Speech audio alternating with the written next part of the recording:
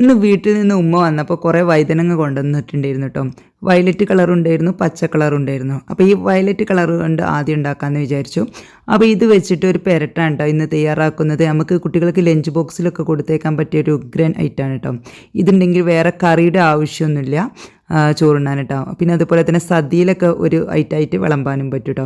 അപ്പോൾ നമുക്ക് ഇതുപോലെ നീളത്തിലാണ് കട്ട് ചെയ്തെടുക്കേണ്ടത്. ഇത് വെള്ളത്തിലോട്ട് കട്ട് ചെയ്ത് ഇട്ട് കൊടുക്കാം കേട്ടോ. അപ്പോൾ അത് കട്ട് ചെയ്യുന്ന സമയം കൊണ്ട് നമുക്ക് ഈ പാനൊന്ന് ചൂടാക്കിയിട്ട് വെളിച്ചെണ്ണ ഒഴിച്ചിട്ടുണ്ട് കേട്ടോ. വെളിച്ചെണ്ണ ചൂടാകുന്ന സമയത്ത് കുറച്ച് കടുക് ഇട്ട് കൊടുത്തതിന് ശേഷം അത് പൊട്ടുന്ന സമയത്ത് നമുക്ക് ഇതിലോട്ട് കറിവേപ്പിലയും അതുപോലെ തന്നെ ഒരു പച്ചമുളക് കീറിയതും കൂടി ഇട്ട് കൊടുക്കാം. എന്നിട്ട് അതൊന്ന് മൂക്കുന്ന സമയത്ത് നമുക്കിതിലോട്ട് ഒരു സവാളയുടെ പകുതി ചെറുതായിട്ട് കട്ട് ചെയ്തതോ അല്ലെങ്കിൽ 4 or 5 ചുവന്നുള്ളി ചെറുതായിട്ട് കട്ട് ചെയ്തതോ ചേർത്ത് കൊടുക്കുക കേട്ടോ. ചുവന്നുള്ളി ഉണ്ടെങ്കിൽ ചുവന്നുള്ളി തന്നെ ചേർത്ത് കൊടുക്കുക. ചുവന്നുള്ളി ഇല്ലെങ്കിൽ സവാള ചേർത്ത് കൊടുത്താൽ മതി കേട്ടോ. ചെറിയ സവാള ആണെങ്കിൽ ഒന്ന് തന്നെ ചേർത്ത് കൊടുക്കുക, വലുതാണെങ്കിൽ പകുതി ചേർത്ത് കൊടുത്താൽ മതി. ഇനി നമുക്ക് ആ സവാള ഒന്ന് വഴറ്റിയെടുക്കണം.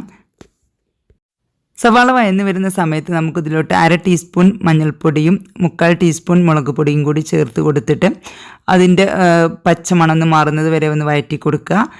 വഴറ്റി കൊടുത്തതിന് ശേഷം നമുക്കിതിലോട്ട് നമ്മൾ എടുത്ത് വെച്ച വഴുതനങ്ങ പീസസ് ഉണ്ടല്ലോ, അത് വെള്ളത്തിലോട്ട് കട്ട് ചെയ്തിട്ടിട്ടുണ്ടായിരുന്നു. അത് വെള്ളം ഒഴിവാക്കിയിട്ട് വെള്ളം ഇല്ലാതെ കഷ്ണങ്ങൾ മാത്രം ഇതിലോട്ട് ഇട്ട് കൊടുക്കുക. വഴുതനങ്ങ പീസ് ഇട്ട് കൊടുത്തതിന് ശേഷം പാകത്തിന് ഉപ്പും കുറച്ച് വെള്ളം കൂടി ഒഴിച്ചിട്ട് ജസ്റ്റ് നല്ല പോലെ ഒന്ന് മിക്സാക്കി കൊടുത്തതിന് ശേഷം അടച്ച് വെച്ചിട്ട് നമുക്കൊരു 5 മിനിറ്റ് കുക്ക് ചെയ്യാം.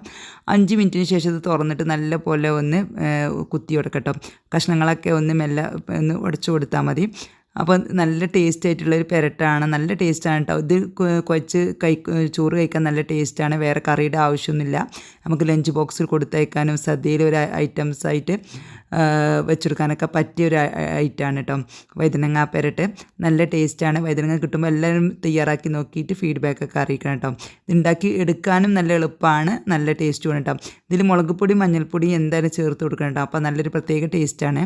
അപ്പോൾ എല്ലാവരും ട്രൈ ചെയ്ത് നോക്കിയിട്ട് ഫീഡ്ബാക്കൊക്കെ അറിയിക്കട്ടെ.